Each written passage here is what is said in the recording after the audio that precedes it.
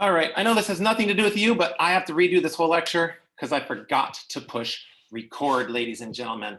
So if I leave something out, that is because I think I've already said it. So hey, just very quickly, let's take a look. Here's a periodic table. I've painted it for you. All the red ones are going to be metal. All these blue ones over here are going to be non-metals. And you can see there's a lot more metals than there are non-metals. We'll talk about what happens when metals and non-metals react in just a little bit. But we have our quiz next class. And so the first thing that we need to know about with the first thing we're talking about is an atom versus a molecule, ladies and gentlemen. So atoms are individual pieces, ladies and gentlemen, kind of like Legos, where molecules are pieces that are put together. So if I have pieces that are touching each other, then those are going to be molecules. If I have pieces that are all separate, those are going to be atoms. Now, we did an example in class where we talked about Legos. And we said, okay, well, if you have one Lego block and then another Lego block, right? These, ladies and gentlemen, are just individual Lego blocks, which we know as atoms. So the atoms are the individual pieces. But if I take these Lego blocks and I start putting them together to build a house, or maybe a pyramid in this case, I reckon, right? We just made a molecule. So an atom, those are individual pieces, and a molecule, those are pieces that have all come together, all right? So we had that before, but some kids have been struggling just memorizing what those words are. So we're going to be talking now about how many, and this is directly on your quiz, how many of each element in a compound is are present.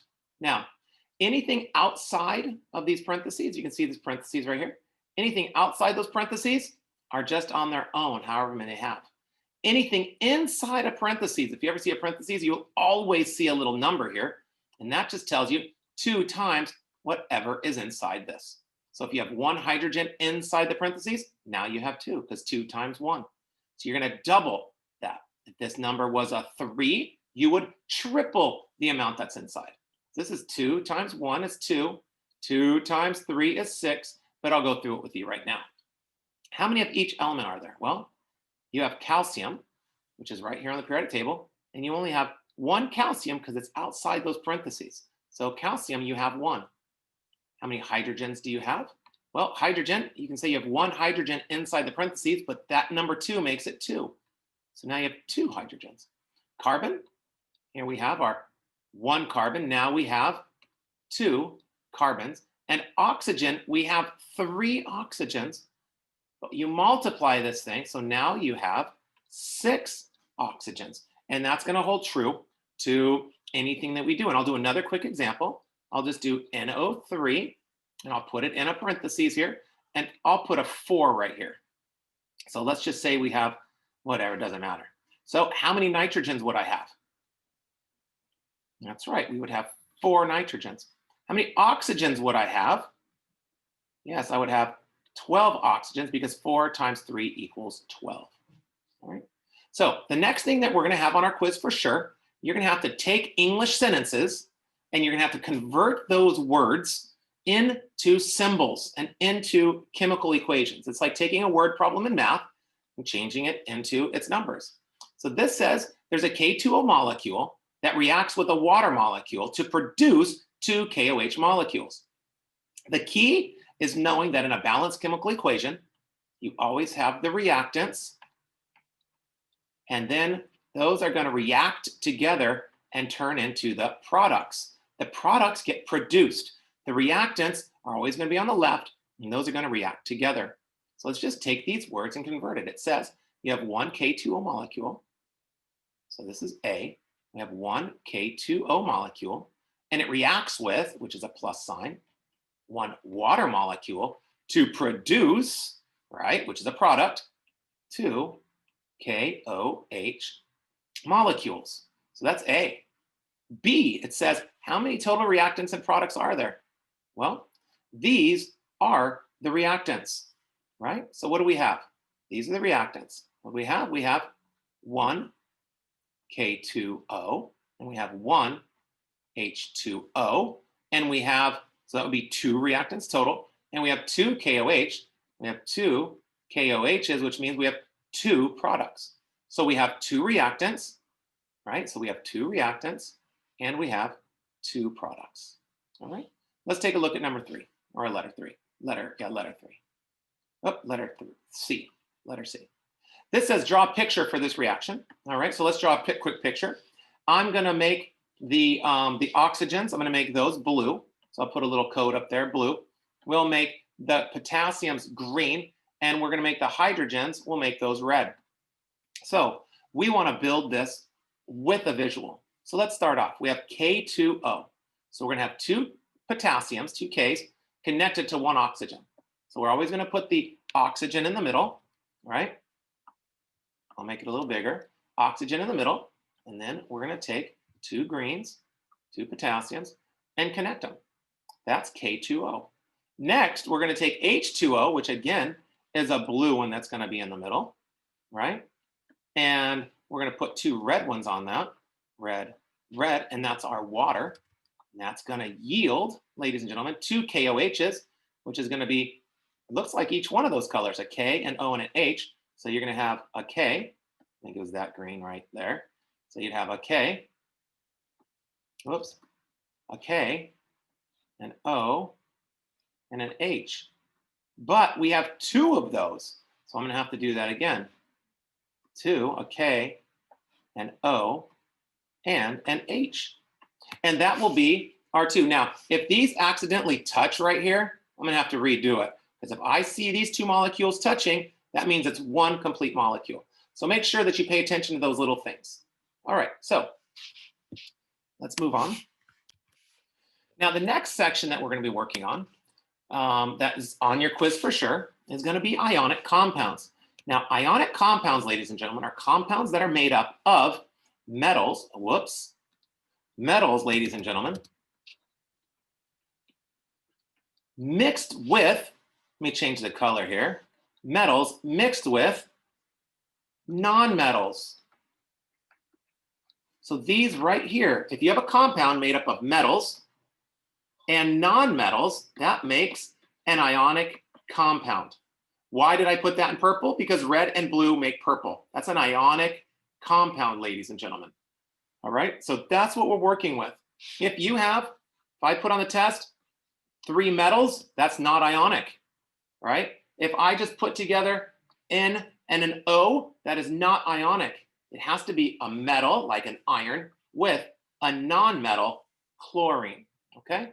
So, again, we have a metal mixed with a non-metal. That is an ionic compound. So, it says draw a picture and write the equation. So there's 2 things to do here. On the exam, make sure that you can do both things. It says draw the picture and write the equation for a chemical reaction between K and N. And you can have as many as you want. So let's draw the picture right here. Here's the picture. So we're going to have K, so we're going to have potassium, okay, and nitrogen. Now, we want to draw a picture between the 2 of these. An ionic compound is a compound where electrons are transferred, ladies and gentlemen. There's a transfer of electrons.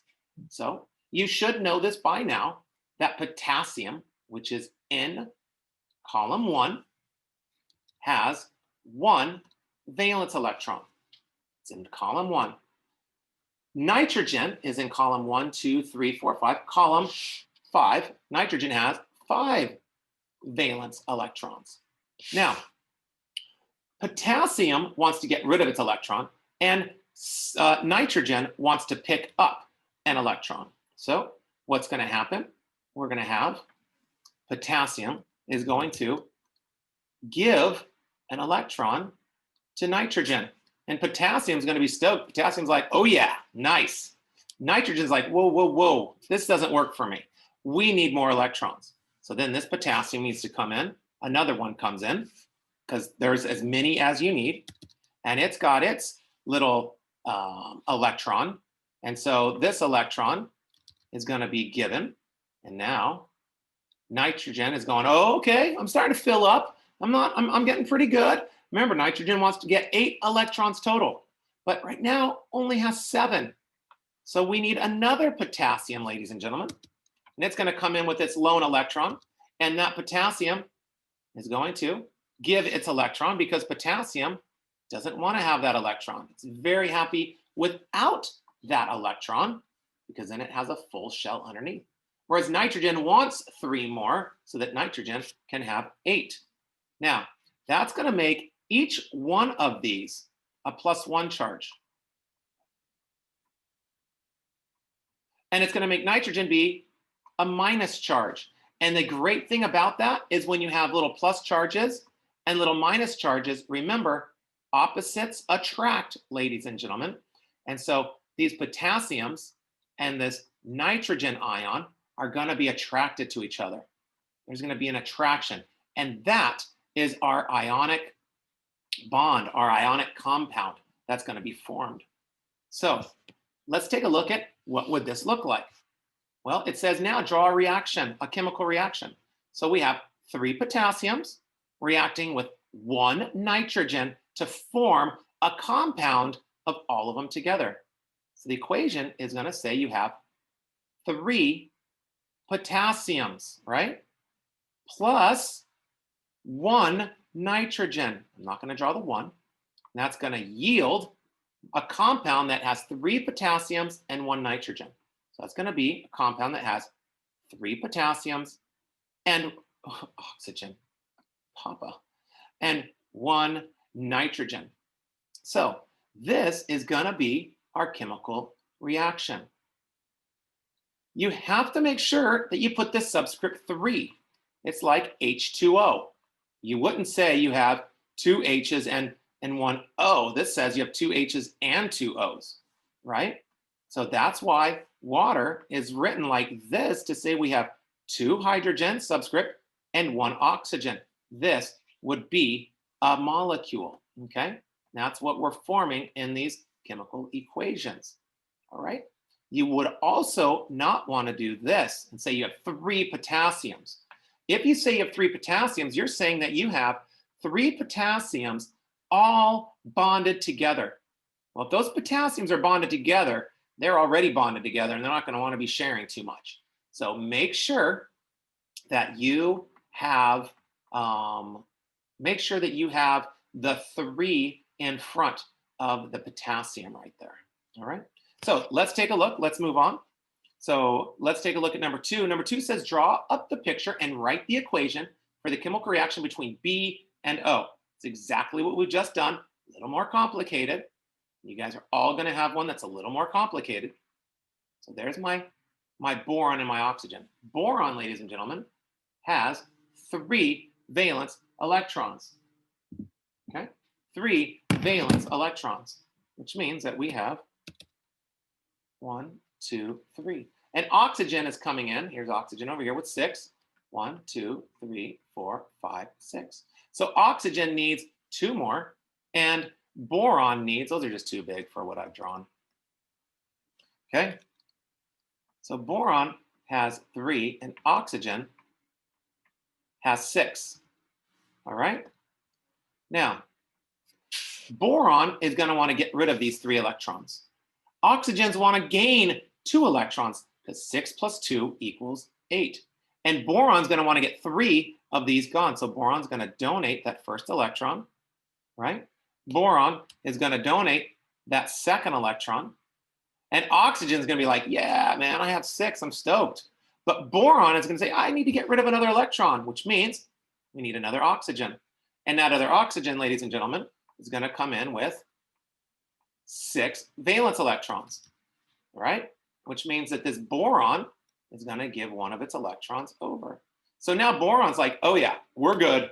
But oxygen's going, yeah. No. We need another one. You can't just feed me half. You need to give me my whole meal. So then another boron is going to come in. And that boron is going to come in, yes, with those 3 electrons. And that boron's going to say, okay, well, let me get rid of some electrons. Oh my gosh. That boron's going to say, let me get rid of some electrons. And This oxygen's now happy. It has 2 electrons. But you probably see what's going to happen. This oxygen is happy now, right? But now boron is not, because it's stuck with 2 electrons. And so I'm just going to stick them like that. It's going to be a little easier for me to draw these in. And then boron's going to donate. And boron is going to donate a second one. And now boron is happy. It's gotten rid of all of its electrons. Oxygen's happy. It's received all the electrons. And yes, you can see that oxygen needed to get 2 electrons. And 2 electrons times 3 equals 6. And boron has to get rid of 3 electrons. And 3 electrons times 2 equals 6. So oxygen, all of them together are gaining 6. Boron is losing 6. And to write our balanced chemical equation, you would say we have 2 boron, because there's 2 boron, plus 1, 2, 3 oxygen will yield a compound made up of, right, 2 borons and 3 oxygens. And this would be the compound, okay? Remember, when we make molecules, the little numbers go on the bottom. They're subscripts down there, okay? So let's move on, ladies and gentlemen. Now, we just finished talking about ionic compounds, but now we're going to talk about a covalent compound. Now, ionic compounds were metals mixed with nonmetals. A covalent compound, ladies and gentlemen, is going to be all nonmetals. All nonmetals. And these nonmetals are going to share electrons. The ionic compounds, the ones we just did, they're transferring, they're giving away or taking electrons completely. And this one, these compounds are sharing electrons to get up to 8. And all atoms want 8 except for hydrogen. A couple of rules. You need the octet rule, which means everything wants 8. Hydrogens are always going to be on the outside, kids. Carbon and silicon, which will be on your test for sure, are always going to go into the middle and will link together in chains, all right? And then the more electronegative atoms go on the outside. So the further this way, those are going to be on the outside. Further up, those are going to be on the inside, okay? So further over we go, the more on the inside, the more on the outside we're going to go. So it's a competition between nitrogen and fluorine. Fluorine will go on the outside. Carbon will always be a central atom, no matter what we come in contact with. So let's just take a quick look at this right here. So we want to be able to draw the molecule. So we want to draw how the electrons are shared. We want to draw the stick structure, and we want to signify how many of each bond there are.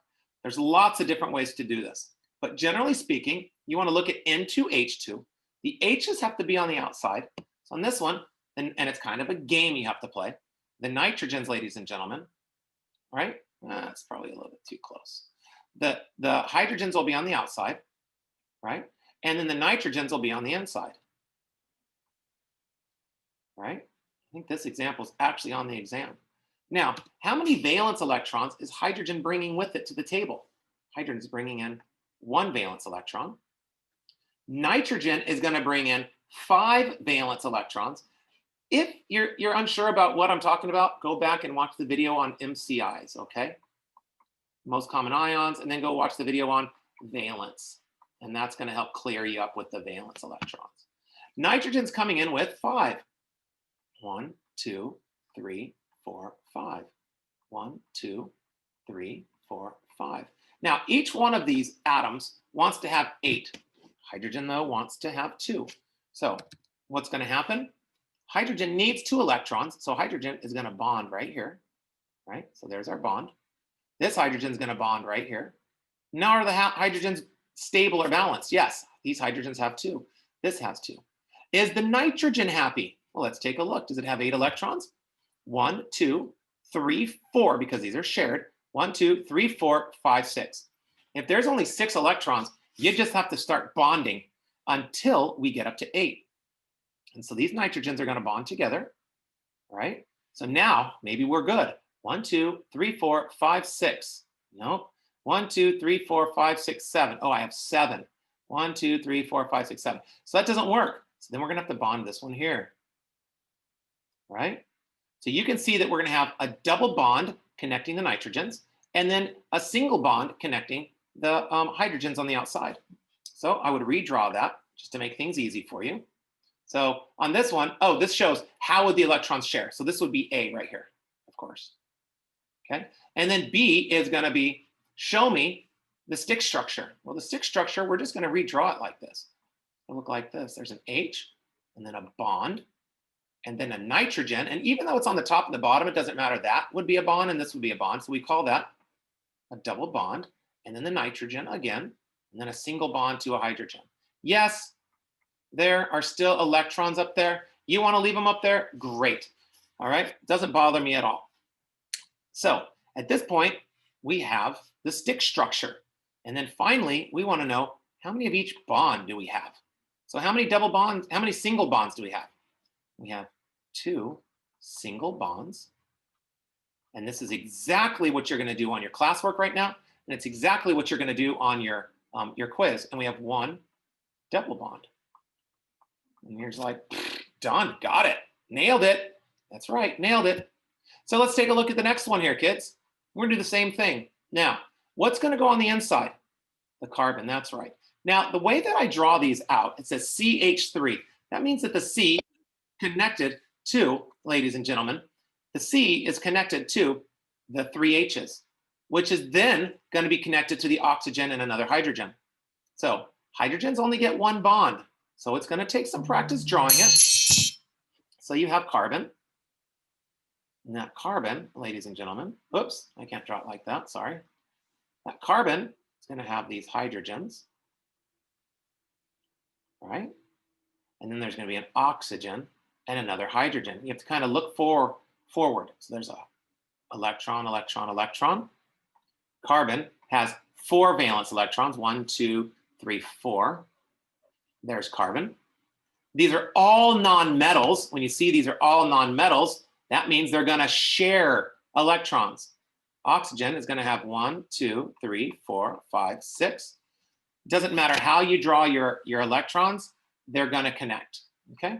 So at this point, everybody's lined up.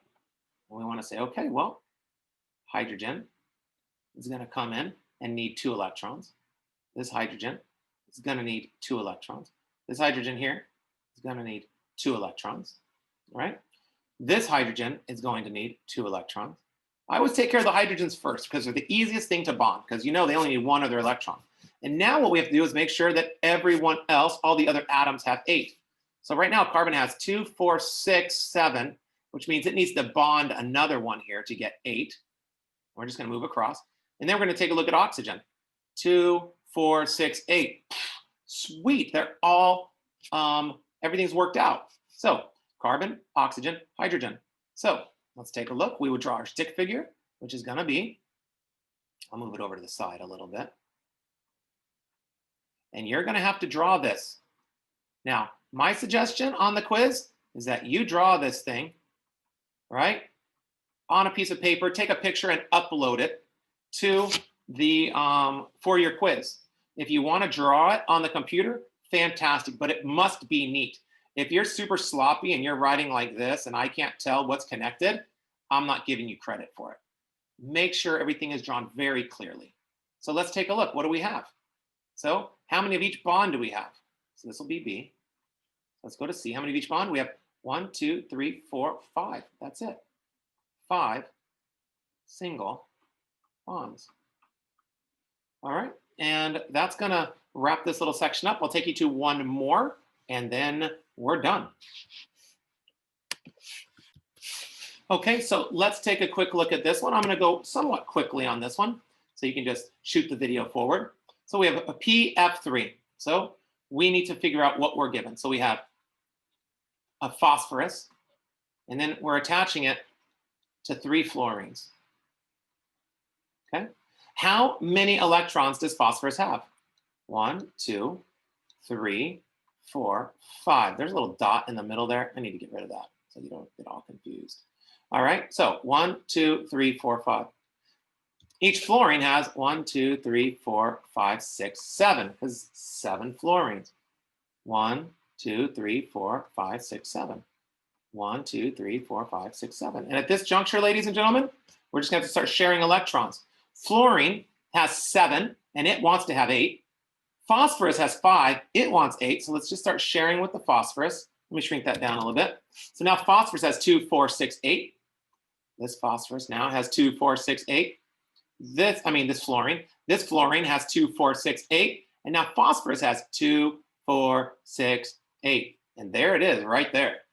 I mean, it's very straightforward. Once you're like, the hardest part for students, right, is figuring out where does everything go?